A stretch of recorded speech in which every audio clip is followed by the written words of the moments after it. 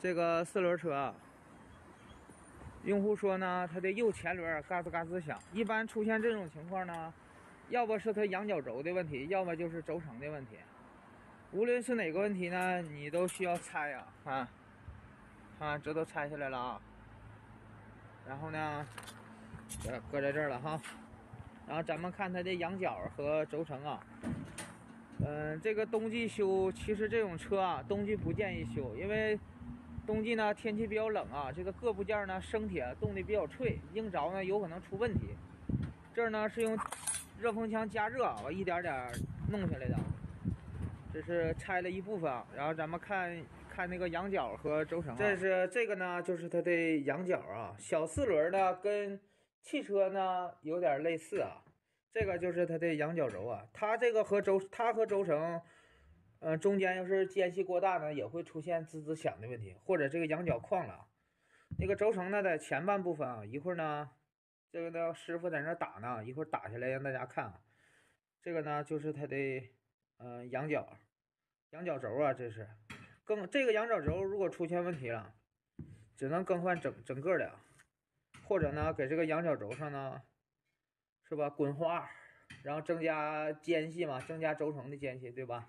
这个仰角呢也经常容易出现中间有缝隙啊。但是这个仰角呢，这个有没有间隙呢？看不出来啊，表面是没有出现磨光的情况啊。如果磨的特别亮，这个仰角指定是不行啊。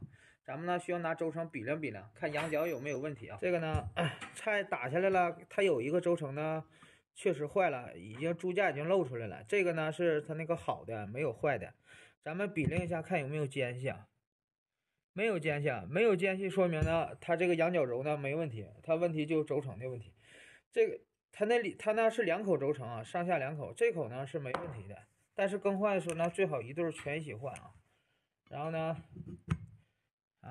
没什么问题啊，没有出现那个间隙过大的问题啊，有间隙的问题啊，这个呢一点间隙都不能有啊，只要出现间隙了就会造成。这个是下面这个轴承啊，这个轴承套子呢在顶上了，已经碎了啊。轴承呢就在这里头啊，上下在这上下里头啊，这个也算刹车锅的一种，这不是碟刹盘吗？是吧？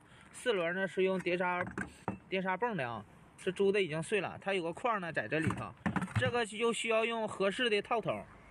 就是大套筒怼进去，或者用寸管，或者用专业工具把这个轴承套子呢给它打出来。这个呢打下来了，大家看一下，这个套子干碎了。打呢就是用这个东西打的，你找的顶棍要找有这个棱的啊。我呢先使它打，如果打不下来，我再使电焊打下来了啊。一般只要不进水啊，它生锈不是特别严重，都是能打下来的。用这个打下来的，转圈打下来的，用这个。这是个钻头吧，还是什么东西打下来了？然后呢，这个轴承用的上面写的是6205啊，然后咱们找2口6205的轴承进行更换啊就可以了。注意啊，新轴承呢最好加点油啊，有些南方师傅说不加油啊。大家看一下它这个含油量啊，这是根据实际情况决定的，有些轴承含油量特别丰富，有些轴承呢含油量特别少。你看这个油量呢就不是很多，看着吧？这个珠子露出来，它原来给你带的油根本都不够用啊。所以至于说不加油的师傅，好好考虑考虑，因为电动小四轮这个东西呢，你拆一回不太容易啊。所以说尽量还是加点油，加的时候呢加这一面就可以啊，也不要加过多啊，加过多呢也鼓油封啊。所以说适量就可以。这一会儿呢上点油，然后给它镶进去就可以了，剩下过程呢就很好，这面一口，这面一口啊。是不是啊？所以说呢，然后还有一点啊，你已经拆下来了，对不对？这个立轴这个位置啊，这个叫立轴啊，这个上下啊有2个锥形的压力轴承，因为你就手检查一下，对吧？这个也有损坏的，你要给它凿出来，这玩意儿一凿就出来了，然后看一下这2个上下这个轴承有没有出现，因为这是锥形的，要看一下有没有出现猪裂破碎的。或者转动呢转不动的情况，那都需要更换。立柱上这2个锥形压力轴承也要看看，它出现问题呢也会出现滋滋响啊。当然你坚持看到这儿，你才能学到这一点。你不坚持看到这儿，你只认为换仰角换轴承，对吧？它呢长得呢就是这个样子的，看着了吧？